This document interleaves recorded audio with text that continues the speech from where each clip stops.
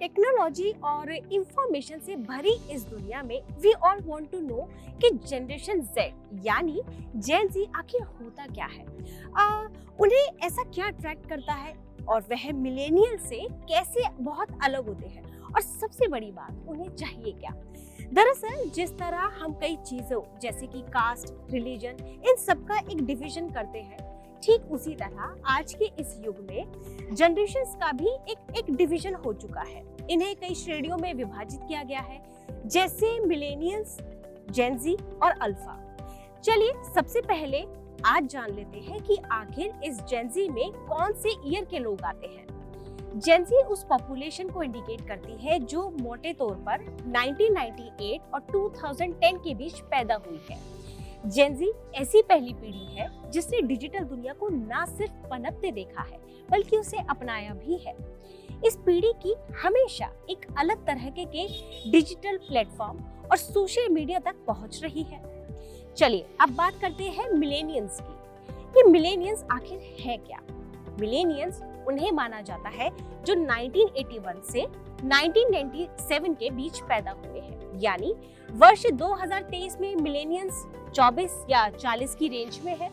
चलिए अब लगे हाथ अल्फा जनरेशन की भी बात कर ही लेते हैं। मिलेनियल्स और जेन जी के बाद आता है जनरेशन अल्फा।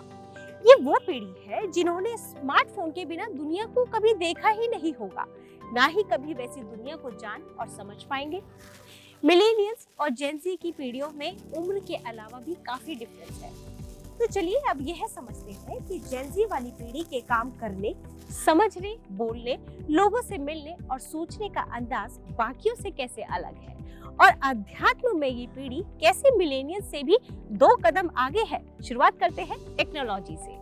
अक्सर हम लोगों को कहते हुए सुनते हैं ना कि अब ऑनलाइन है, ऑनलाइन का जमाना आ गया है, ऑनलाइन ही सब कुछ हो गया है। इस बात में सच्चाई तो है, मगर ऑनलाइन ही सब कुछ करना बहुत से लोगों के लिए आसान नहीं है। कैसे? खासकर मेरे जैसे मिलेनियल्स जनरेशन और मुझसे पहले के जो कई लोग भी है ना उनके लिए। चलिए उदाहरण के तौर पर मैं आपको एक समझाती हूँ, ठीक है। ऑनलाइन खरीदारी की बात करें, जहाँ शहरी मिलेनियल्स के अलावा बाकी मिलेनियल्स अब भी दुकान पर जाकर खरीदारी करना पसंद करते हैं मेरे जैसे, वही जेन जी वाले सिर्फ ऑनलाइन फोटो को देखकर ही खरीदारी कर लिया करते हैं। आज की पीढ़ी ना तो पुराने विचारों और पद्धतियों में यकीन रखती है और ना ही अपनी संस्कृति और सभ्यताओं में रच बसकर जीने वाली जनरेशन है। ये जनरेशन पूरी तरह टेक्नोलॉजी फ्रेंडली और कूल कही जाने वाली है। ये पुरानी चीजों तथा लोगों के पीछे छोड़ परिवार की दखलंदाजी से दूर अकेले जीवन बिताने की सोच रखने वाली जनरेशन है। लेकिन फिर भी यह पाया गया है कि अध्यात्म की लोकप्रियता पिछली जनरेशन यानी कि मिलेनियल से अधिक अभी के जनरेशन जेन जी में देखी गई है। आप कह सकते हैं कि मिलेनियल्स ने अध्यात्म का सिरा पकड़ा, लेकिन जेन जी ने उसे पूरा जकड़ लिया, कह सकते हैं उसे पुनर्जीवित कर दिया। लेकिन अब सवाल ये है कि आखिर अध्यात्म अचानक से इतना लोकप्रिय कैसे हो गया और यह मिलेनियल से अधिक उसकी जो यंगर जनरेशन है यानी कि जेन जी को इतना कैसे लुभा रहा है।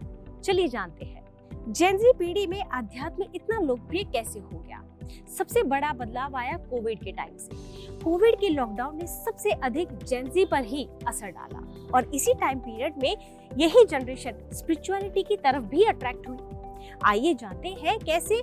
सारा देश जब बंद था, स्कूल्स, कॉलेजेस, सोशल मीडिया या फिर सोशल गैदरिंग भी सब कुछ बंद था, तो ऐसे में जेन जी जो कि सोशल मीडिया पर बहुत ज्यादा एक्टिव रहती है, इन्होंने सोशल मीडिया के जरिए ही आध्यात्म में इंटरेस्ट डेवलप किया, क्योंकि हर जगह डिप्रेशन, एंजाइटी, डेथ और भी तमाम नेगेटिविटी की बातें हो रही थी।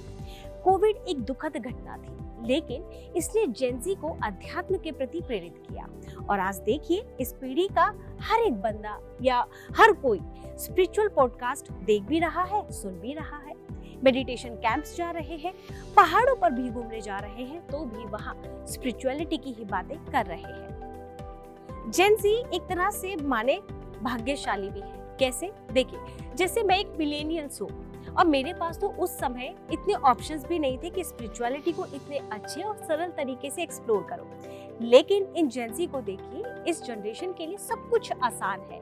इन्हें इंटरनेट के जरिए दुनिया के किसी भी अनुभव और ज्ञान से जुड़ने का मौका मिल जाता है।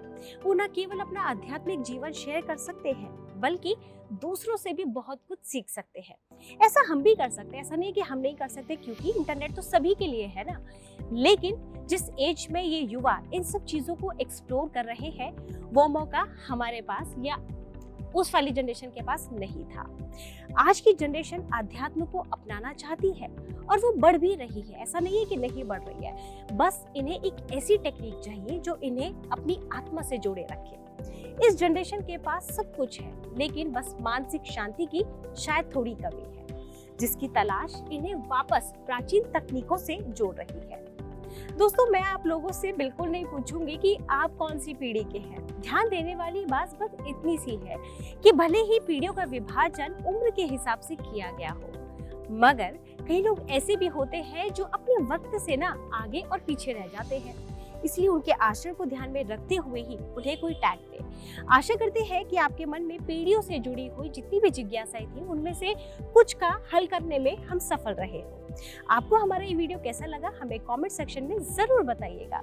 और आपने अगर हमारा चैनल अभी तक सब्सक्राइब नहीं किया है तो उसे प्लीज जल्दी से कर लीजिए, ताकि आने वाली कोई भी हमारी वीडियो है तो उसका नोटिफिकेशन आपको मिलता रहे। चलिए फिर मिलूंगे एक और नई जानकारी के साथ। तब तक आप अपना ध्यान रखिए, खुश रहिए, मुस्कुराते रहिए और देखते रहिए स्पीकिंग ट्री। नमस्कार।